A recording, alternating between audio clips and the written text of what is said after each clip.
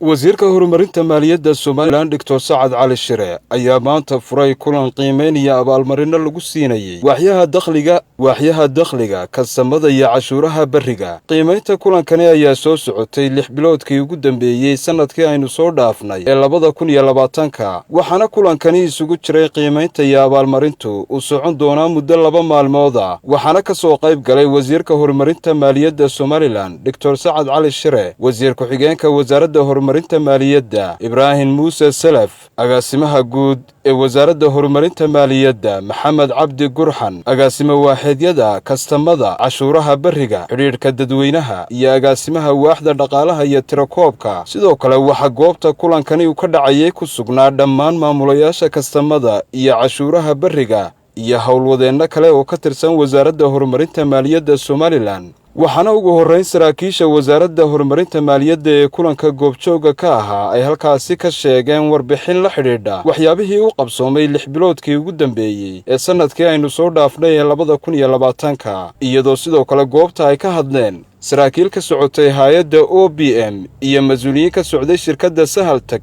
oo ay wada shaqayn leeyihiin wasaaradda horumarinta maaliyadda Somaliland. Tacaala sanadka waxaan doonaynaa oo siyaasadda wasaaraddu ay ku jihaysantahay inaynu xoogga saaro daryeelka macmiilka. Macmiilkeenu waa cashuur bixiyaha,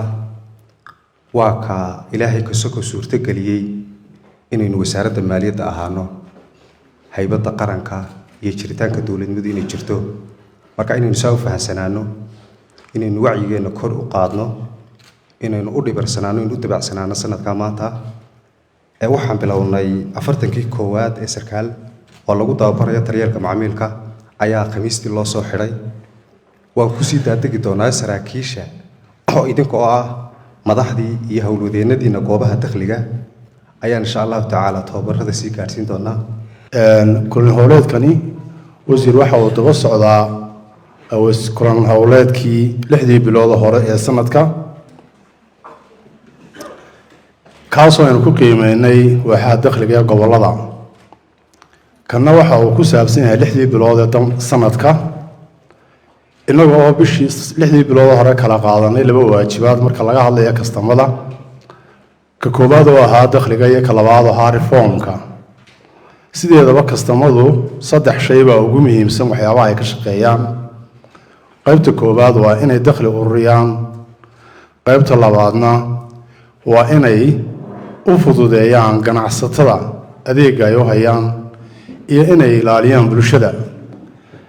Prestation maanta 3 qodob uu ka turjumayaa. wasaaradda maaliyadda marka laga hadlayo dad imika tusaale ahaan kale la soo hadal qaado leeyahay miisaaniyad meelaha laga dhaw miisaaniyad qofka ugu horeeya wuxuu maskaxdiisa ku soo dhacaysa oo Dr. Sacad Cali Shire wasiirka maaliyadda malaxsan marka miisaaniyad la yiraahdo. sidoo kale marka wasaaradda maaliyadda iyo dakhliga soo hadal qaado labada waaxood baa runtii imanaya. labada waaxood meel halbowlaa wasaaradda ka jiraan. wasaaraddu ma aha qaranka oo dhan waxa uu ku shaqeeyay ee qaranku maanta miisaaniyada kharash iyo amni iyo hawlo kale ku kala socdo. runtii labada maamulayaal ee halkan fadhiya ayaa soo saaray waana amaanteeda iyo mahadnaqeeda runtii way naga mudayn. marka aanu hadal badan u gali maayo maanta waxaanu fadhinaa oo bandhigii reformka iyo revenue-ga ee labada waaxood ay soo bandhigayaan. runtii waa ahaan oo ano runtii og inaan ka soo baxnay sanad aad u adag duruufo adkaayeen coronavirus ina sameeyay adduunka dhan saameeyay inagana si gaar ah inoo saameeyay. haddana waxaan aad uga faraxsanahay in wasaaradda maaliyadda guud ahaan meel fiican dakhliga ka gaadhay oo ay ku guuleysanahay hadafteena waaweyn. geesooda iyaguna waxaa halkaasi ka hadlay agaasimaha guud ee wasaaradda horumarinta maaliyadda Maxamed Cabdi Gurxan, wasiir ku-xigeenka wasaaradda horumarinta maaliyadda Ibrahim Muuse Salaf iyo wasiirka wasaaradda horumarinta maaliyadda Dr. Sacad Cali Shire kuwaasi oo ku dheeraaday muhiimadda kulankani u daaranaa. waa kulankii waqtiyeysnaa ee sanadkiiba 2 jeer aynu soo bandhigaynay bartilmaameedyada aynu dhigano sida aynu magaranaysaa shaqada aynu qabanay sida ay si loo qiimeeyo bartilmaameedyadii aynu dhiganay miyaynu gaadhnay miyaynu dhaafnay maynu hoos marnay. wixii intaa ka soo baxana la isweydiiyo sababaha dulmarka keenay, hoos u dhaca keenay, qiimeyn ay ka dhalato iyo abaalmarin. runtii sida laga dhawaajiyay kulankeenu maanta wuxuu daaran yahay qiimeynta dhinaca dakhliga iyo dhinaca reformka oo labada dhinacba ah labada dhinac ee aynu hawsha ka wadno runtii reformkana sanadkan waxaanu sameynay maxaan ku dhahdaa dadaal badan iyo maxaan ku dhahdaa horumar badan baynu ka sameynay hadday tahay dhinaca customiska iyo hadday tahay dhinaca cashuuraha bariga iyo hadday tahay dhinaca xisaabiyaha guud intaba runtii guud ahaan maamulka maaliyadda si wanaagsan iyo heer wanaagsan baynu ka gaadhnay waxaan rajaynayaa sanadkan bilaabmayaan insha allahu inaanu meel halkii kasii fiican kasii gaadhno dee cidda reformka wadda ee qaadaysa ee fulinaysa ee dhammaynaysaana waa idinka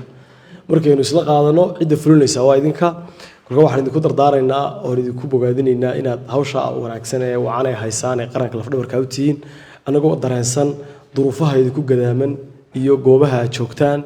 cimilada kala duwan leh qoloba dadka qaar meelo kulayla ku shaqaynayaan meelaha dadka qaar meelo qabowga ku shaqaynayaan haddana cid waxaa loo faydan yahay ee loo xaydan yahay ay tahay uun danta qaranka ujeeddadaynu ka leenahay qiimaynta waxa weeye inaynu xusno dadaalka waa maamul wanaaga qofka shaqeeyey aanba dadaalay iyo qofka aan shaqaynanba aan dadaalin waa inaan isku mid noqon wayna kaalo noqdaan marka qofkii dadaalay in la xuso ujeeddadu weeye waxaynu xusaynaa qof maahe waa xafiis baynu xusaynaa marka idinku waxaa qof walba uu matelayaa tiim buu ka yimi tiimkii uu ka yimi ayuu matelayaa haddii aynan garanayn dadka cashuurta ku waajibtay dee ma gaari karo marka diiwaangelinta cashuur bixiyaha iyo tin number siintu waa waxyaabaha inoo priority-ga sanadka 2021 waxaa kaloo inoo priority-a inaynu u fududeyno cashuur bixiyaha inuu cashuurtiisa bixiyo cashuur bixiyaha waxaa ku waajiba cashuurta inuu bixiyo innaka waxaynugu waajiba inaynu fududeyno haddaynu adkeenno isagu ma bixin karo dabeedna doondoonistiisu waxaynu u qaadanaysaa wakti iyo dhibna waa kala kulmaynaa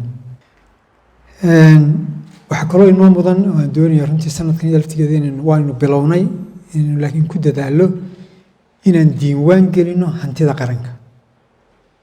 hantideena qaran inaan diiwaan gelino wasaarad iyo marka dambena guud ahaanba qaranka oo dhan waxaan iyana doonaynaa in aynu bal ogaano dhaqaalaheennu siduu u kobcayo waayo waxay nagaga xidhan markaaynu samaynayno miisaaniyadda waxa ugu horreeya aynu samaynaa waa qoraalkaasi waxa weeye waa qiimeynta dhaqaaluhu halku maraayo markaas laakiin dhaqaaluhu halku markaa maraayo ma ogaan karo haddaanay ku salaysnayn xog maalan waxaan doonaya inu ogaano GDP-geenu halkeebuu maraya unemployment-keenu halkeebuu maraya inflationku halkeebuu maraya xog baynu u baahanay si aynu usoo saaro ixsaadkaas oo dhan markaa sanadkan runtii waxaan doonaya inaynu ka howlgallo horta laba shay mid waxa weeye waa GDP-geena amba wax soo saarka guuda dhaqaalaha iyo unemployment-ka labadaas baa runtii imika inagu adag inaynu hello waynunu u baahannahay si aynu miisaaniyaddeena u sugno waxaa kaloo isna inoo yoola inaynu dhaqan gelino sistamkeenii ifmaska heer kasta inaynu ka dhaqan gelino diyaarinta miisaaniyadda kharashaynta miisaaniyadda ka xisaab celinta meelka isku xidhka sistamkeena iyo sistamyada kale inaynu dhaqan gelino sistamka ifmaska aynu u baahanay waxaan kaloo sanadkan aynu culayska saaraynaa isla xisaabtan accountability marka aad dadaashaan wixii aad soo ururiseen dadaalkiina ku keenteen waa inay u baxaan siday sheegayso miisaaniyaddu marka halkaa xil bay naga saareen in ku dabagallo hay-ad wal iyo wasaarad walbaba inakuna isku dabagallo shay waliba amba shilin waliba halkii loogu talagalay ma galay mise ma gelin marka qaybta isla xisaabtanka BFM-ka